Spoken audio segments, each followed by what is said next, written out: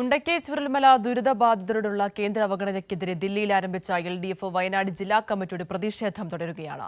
വയനാട്ടിലെ ദുരന്ത നിവാരണത്തിന് സംസ്ഥാനം ആവശ്യപ്പെട്ട 2000 കോടി രൂപ അനുവദിക്കുക, ദുരിതബാധിതരുടെ കടം എടുത്തള്ളുക തുടങ്ങിയ ആവശ്യങ്ങൾ ഉയർത്തിയാണ് പ്രക്ഷോഭം.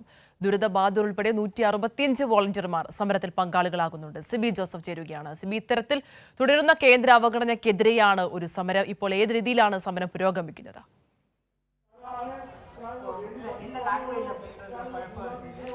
അതിനെന്തായാലും 2 ദിവസമായി ദില്ലിയിൽ ചേർന്ന രാപ്പകൽ സമരം അതിപ്പോൾ അവസാനിക്കാൻ പോവുകയാണ്. ഇന്നിപ്പോൾ ഉച്ചയ്ക്ക് 1 മണിയോടെ ഈ സമരം അവസാനിക്കുകയും ചെയ്യും. കേന്ദ്ര അവഗണനയ്ക്കെതിരെയാണ് ദില്ലിയിലെത്തി LDF വയനാട് ജില്ലാ കമ്മിറ്റി ഇത്തരത്തിലൊരു സമരം പ്രഖ്യാപിച്ചത്. എന്നാലും ആ സമരം വളരെ വലിയ വിജയകരമായി, വളരെ ആവേശത്തോടെയും വളരെ പങ്കാളിത്തോടെയും ആ സമരം ദില്ലിയിലെ ജന്തർ മന്ദിറിൽ നടത്താൻ കഴിഞ്ഞു. ഇന്നിപ്പോൾ ഈ ഒരു അവസാന ദിവസമായി ഇന്ന് അല്പസമയത്തിനകം തന്നെ ഈ സമരം അവസാനിക്കുകയും ചെയ്യും. പ്രധാനമായും ഇന്നിപ്പോൾ ഈ സമരത്തിലേക്ക് ഇപ്പോൾ കെ രാധാകൃഷ്ണൻ MP കൂടി അദ്ദേഹം ഇപ്പോൾ എത്തിയിരിക്കുകയാണ്.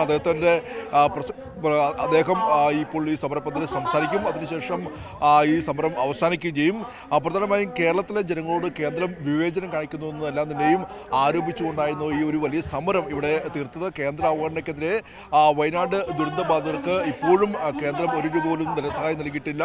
ആ ഒരു സാഹചര്യത്തിലായിരുന്നു ഈ വയനാട്ടിലെ ജനങ്ങൾക്ക് ഇവിടെ എത്തി ഒരു സമരം ചെയ്യേണ്ട സാഹചര്യം ഉണ്ടായത്.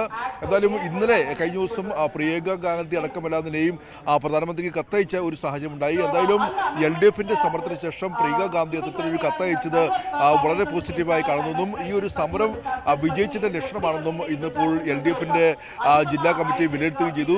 രാവിലെ ഈ വയനാട്ടിലെ ദുരന്തവുമായി ബന്ധപ്പെട്ടുള്ള ആ ദുരന്തത്തിന്റെ വ്യാപ്തി വിവരിക്കുന്ന വീഡിയോ ഉൾപ്പെടെ കേരള ഹൗസിലെ കോൺഫറൻസ് ഹാളിൽ നിന്ന് പ്രദർശിപ്പിച്ചിരുന്നു. പിന്നീട് LDFന്റെ എല്ലാ നേതാക്കന്മാരെയും സംയുക്തമായ വാർത്താ സമ്മേളനം നടത്തിയിരുന്നു. ഇതിൽ പ്രധാനമായും വയനാടിൻ്റെ MP പ്രിയങ്ക ഗാന്ധി ഒരു വിരുന്നുകാരിയെ പോലെയാണ് മണ്ഡലത്തിൽ എത്തുന്നത്. ഇപ്പോഴും ജനങ്ങളുടെ ആവശ്യങ്ങൾക്ക് വേണ്ടി അവർ എത്തുന്നില്ല, പാർലമെന്റിൽ ശബ്ദമുയർത്തുന്നില്ല. മാത്രമല്ല അവിടെ വനം വന്യജീവി സംഘർഷവുമായി ബന്ധപ്പെട്ട നിലയും ഇടപെടൽ നടത്തുന്നില്ല എന്നെല്ലാം നിലയും ഈ LDF നേതാക്കൾ ആരോപിക്കുന്നു. ശരി, വ്യക്തമാണ്. സിബി ജോസഫാണ് വിശദാംശങ്ങൾ നൽകിയത്.